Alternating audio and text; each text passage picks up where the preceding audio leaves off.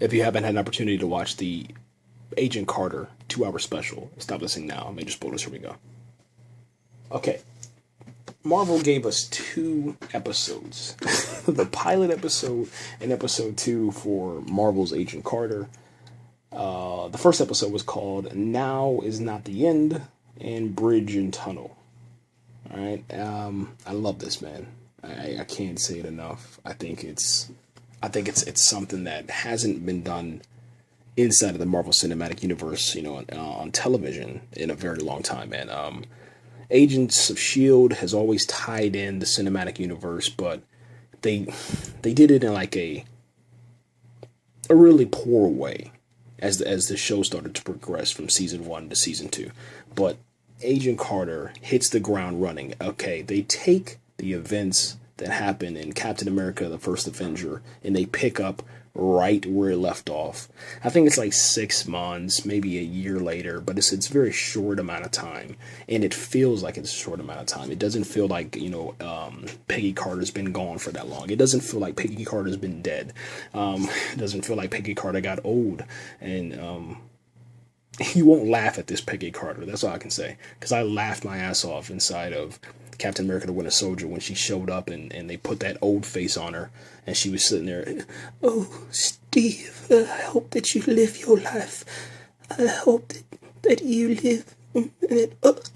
And she started coughing and he had to give her some water. It was funny, man. I died laughing on that. I was like, man, her old ass needs to just die. But anyway, I love Peggy Carter.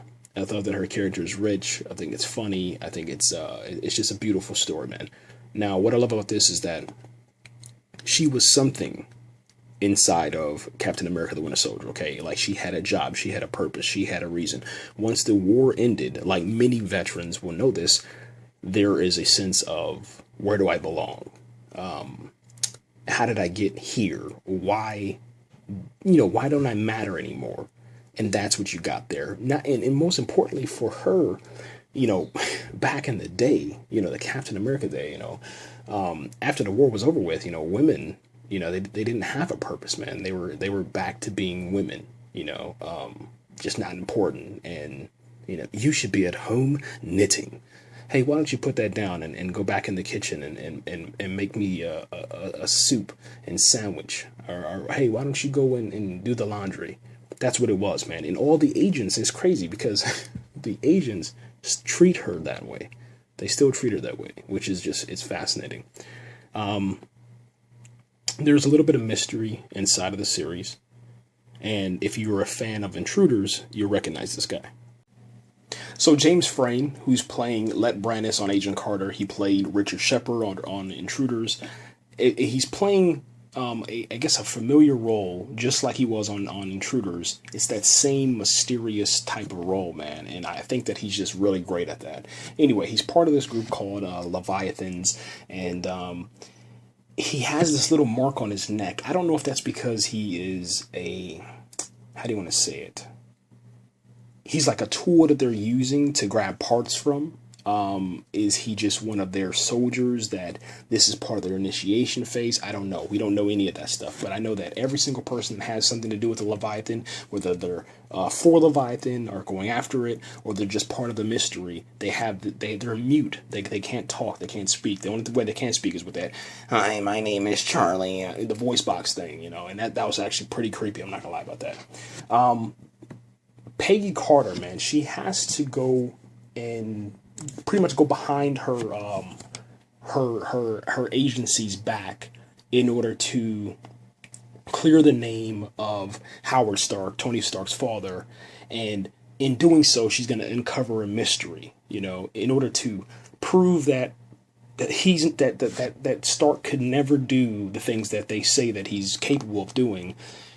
She's going to have to go on these missions behind her agency's back, try to, not be caught in the process, because if she's caught, she's going to be a traitor to, she's going to be a traitor to America. She'll be a bad guy, a villain. And it's really, I'm telling you, man, it's like an espionage. It has a whole bunch of different elements in it, and it's really, really beautiful, man. It's almost on the same level as The Winter Soldier, as far as, like, you don't see a lot of stuff coming, man. One of the things that I want to talk about is some of the character names, man. And I'm just gonna go into IMDb, and I'm actually gonna read some of the names, man. Okay, Daniel Sosa. Okay, Edward Jarvis. Let me see. And then I think one of my favorite ones, at least for me, had to be Spider Raymond. And then obviously, we have Howard Stark and stuff like that. But Spider Raymond, Spider Raymond, played by Andre Royo. And if you remember Andre Royo, if you watched The Wire on, I think it was on HBO. I think was it the yeah, it was HBO, man. He played Bubbles. And if you know who Bubbles is, man, it's just it was crazy to see the transition between Spider Raymond and Bubbles. Like it's crazy. It was really, really good job. But anyway, Spider Raymond is like this very important person that owns like this nightclub, and then Peggy Carter has to go and get some information for him. Anyway, he ends up getting killed in the process because he felt like he betrayed some people that had to do with the Leviathan. And Peggy Carter has like this roommate. I'm gonna kind of jumping way back and forth between a lot of things, but I'm just kind of explaining a little bit of the show. But anyway, Peggy Carter has a roommate. The roommate ends up getting killed because Peggy Carter gets followed back to her apartment, and then she has to go through this process where, my life always endangers people. Steve, Rogers, he got killed, trying to be close to me, and because of this life that I live. So I don't know if I should get close to anybody. At the end of the episode, she finally gets convinced to move in with this roommate that has a little bit of nod to She-Hulk, that has a lot of nods to Marvel Comics and Stan Lee and all the creators and founders. And you kind of understand, like, it's pretty tough being Peggy Carter. And for her to continue on with this, it's very honorable that she can't have a life. She can't have a love life. There might be something between her and Sosa, but we don't know if that's going to work out or not, because Sosa, who is an injured war veteran, stood up for her whenever the agency's men were kind of making fun of her and talking behind her back. Pretty much they think that she's Captain America's plaything, and now that Captain America's gone, she's just, she's nothing really. And they kind of just make fun of her a lot, man. What's kind of cool about these series is that they actually have these Captain America radio adverts that play during the series. Every now and then they'll hear you to they'll kind of play them for you so that you can actually hear them, and then they actually show you how they made them back in the day. So if you're a history buff or whatever, you'll definitely love that. If you're a Captain America fan, you'll love that too. Let me see.